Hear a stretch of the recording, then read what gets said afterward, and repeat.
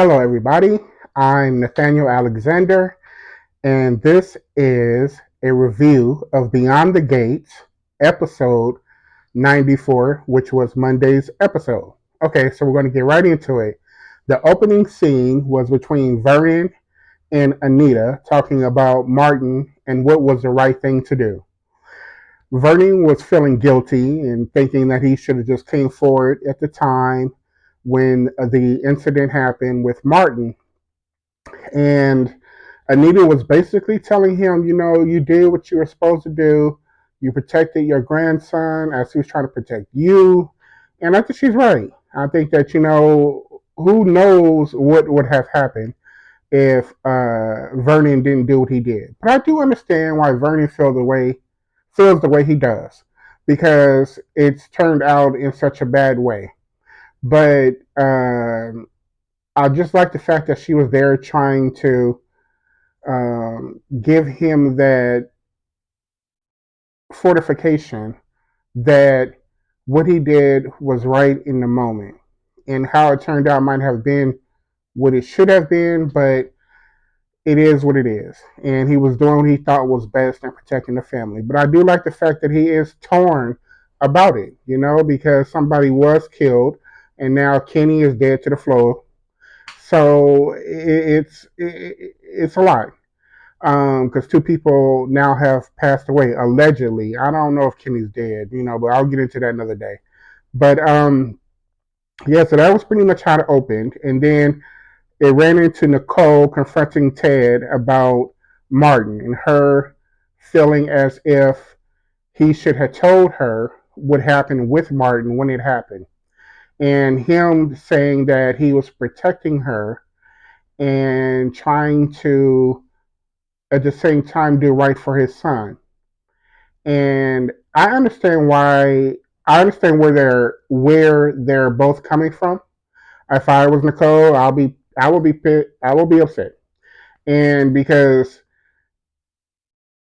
she's a therapist and she's his mother, and she had the right to know. And they were married at the time and everything was going good. Well, they're still married. But they were living together and everything was going good. So I don't understand exactly why he didn't tell her, but I do understand because he didn't want her to be um, a part of it. He didn't know how she was going to handle it, and I get where they're both coming from. But like I said, with her being a therapist, I understand why she's upset because she gets the psychological damage that has been done to Martin by his actions and what ensued afterwards.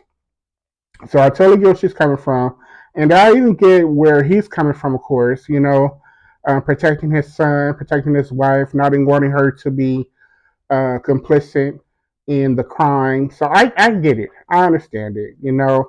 And her asking about the Dupree family pretty much forced him into keeping silent. And I'm like, well, that's your family. So if you feel that way, then perhaps you need to talk to your family about that, because what else was he supposed to do when it came to him? You know, um, I don't know how he performed plastic surgery on someone without other people knowing about it.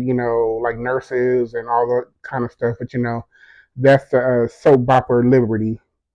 But I noticed she ended it with now she's going to take the next step, and she know what her next step is, and we all pretty much can tell that that means divorce.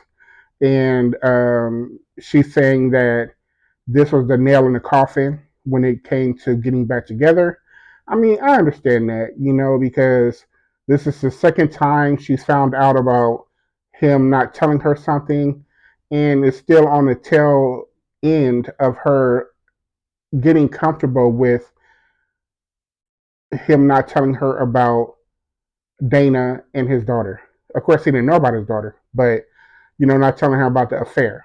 So she's just done, and I can totally understand that. I think I would be done too. Um, but I do hope that they work it out. But I can understand at this moment why she's done, because she's seeing that the damage. Like she brung up, he brung Martin to meet Dana. He's taking her choices away when it came to protecting her son, and helping him. So I get where she's coming from, definitely. And then we move on to Bill talking to Chelsea and her coming down on him about not being there for her as her case is going on about them suing her about the purses. And I won't stay on this too long. I just kind of felt like, girl, you need to be grateful. Your daddy is a lawyer and he's helping you out. And I'm quite sure he's not making you pay for anything. And okay, he slipped up, he missed. That's not like him, but he does have a lot going on with his stroke, the new baby. She doesn't know about the Martin business, but she knows that her father is busy, and so I was glad that she kind of asked for another lawyer. But I'm kind of like, even if he missed it, he's going to make up. He's going to take care of you. And I just kind of felt like, and then she was like, well, maybe I should have got another lawyer. I'm like, yeah, but you would have to pay him or them. So, be grateful a little bit. That just kind of rubbed me the wrong way. It seemed a little ungrateful, you know? And then we move on to Shanice and Derek talking about their PT, their physical therapy, and him returning bands, and he already returned just to see her. I know it's not popular opinion, but I personally am happy about Derek and Shanice. I know it came from left field, which is I love because I wasn't even putting them together. But I didn't really like Ashley and Derek together. I didn't really like them as uh, individuals, but I see another side to Derek, and I like it. I'm living for it. I think that Derek really likes Shanice. I think she likes him too. What bothers me now with what's going on in this episode is how Shanice, she gave him permission to kind of use her to make Ashley jealous and try to win her back and all this stuff, like it's not legit. And I think Derek is actually trying to be legit. I think he actually likes Shanice.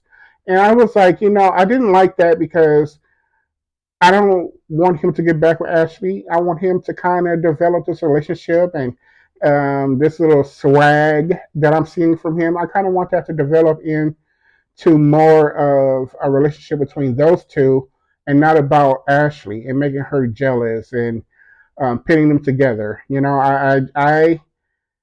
I just wish that they concentrate on their relationship. Um, I think that he brings out the the flirting in her, like she says, I like to flirt, so it's good for me to home my skills as we try to make this girl jealous. And he seemed like he was okay with it, but he seemed like he was like, oh, we're trying to do two things here. I'm trying to develop a relationship with you, and I'm trying to make her jealous if that happens.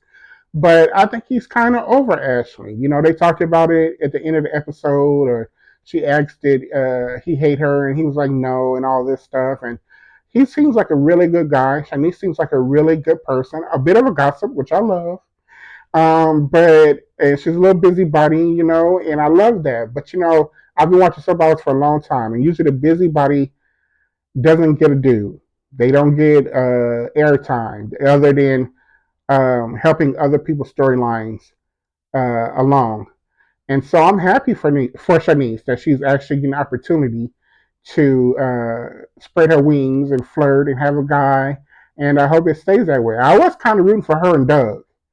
But I'm good with Derek. All right, and so we're gonna move on to Andre and Danny, and them being in the bed together, acting like they're okay with each other dating other people when they know they're not. They into each other, and even Jacob. I mean, I'm sorry. Damn it, I called the boy Jacob. Even Andre was like, I'm going to make you eat these words one day, and yeah, I can't wait till that happens. He's planning for the long haul, and she is too. I don't see them together for the long haul because I think that there's too much of a difference, But I like them together.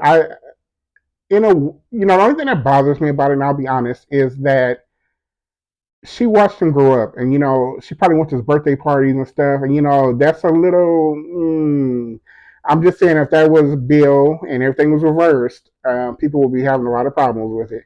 But I do like them together, and I just hope that they are honest with each other about their feelings, because I think that they might get into it with somebody else in a relationship because they're trying to prove to each other that they're independent and they don't want to be with each other, but they do. And a couple of things I want to mention. I love when Nicole walked into the Dupree house, how everybody got up and just left. There was silence. Everybody got up and left, and she went over there and hugged Martin. And I just thought that was so realistic because they know she's mad with them, and they knew that the moment wasn't about them, and I love that, and I love the fact that Danny brought her cookies and talked about playing Mary Mack as kids and stuff like that. I love when they inject realism into soap operas because sometimes it can get heavy on the fantasy. So to see them together like that and just being sisters, and her telling Nicole stop pushing people away because Nicole is just in a defense mode, which I can understand. She feels lied to by everybody, and that I can get that. I can understand that, but she needs to cool down because right now she's fighting everybody, and you need somebody in your corner when you're going through something like this. And I just love the fact that Nicole told Martin, "Today is for sleeping. Tonight you just go to sleep. You just get some rest." And that's the mother therapy that she wanted to give him, and she was upset about not being able to give him when it happened. And her saying, we'll deal with this tomorrow. She already got plans. That therapist hat is on already. Loved it. And but I do want to mention something that Danny said. Every decision you made that led you home was a good one.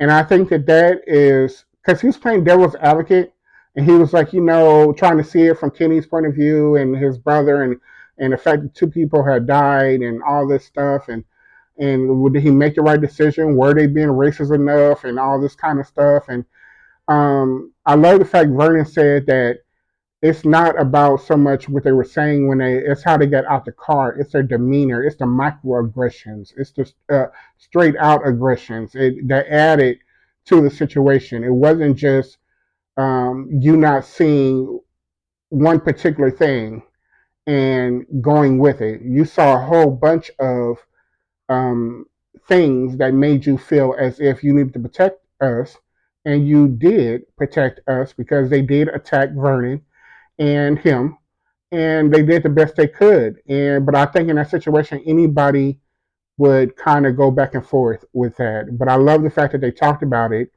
and they tried to see it from Kenny and his brother's point of view. And I love that how Danny was talking about, that's not who we are. That's how they were raised. And, separate how you feel about the world and see the world from how they see the world and take it on, because you adding your values to them is going to make you feel as if you did something wrong. He did something wrong. He killed somebody, but he had no choice. But it's going to make you question the choices you made, because you're projecting who you are onto them, and that's not who they are. You have to deal with who they are, and then that way you can get a better understanding of why you reacted the way you did, and when you did what you did, and perhaps not be okay with it, but understand why you did what you did. And so that's it for me. And I appreciate you guys for listening. This is my first video that I put out. I've done other videos, but there's been complications and all kind of issues. So this is actually the only one that I've published, and I'll be doing tomorrow's episode and uploading that. And I should be uploading on a daily. So please like, subscribe, and comment. I really would appreciate it. And again, I'm Nathaniel Alic-Ander. I'm sorry, I messed up my own name. I'm nervous. Nathaniel Alic-Ander. So please I hope you enjoyed everything, and please have a great day. And I'll see you tomorrow. All right. Bye bye.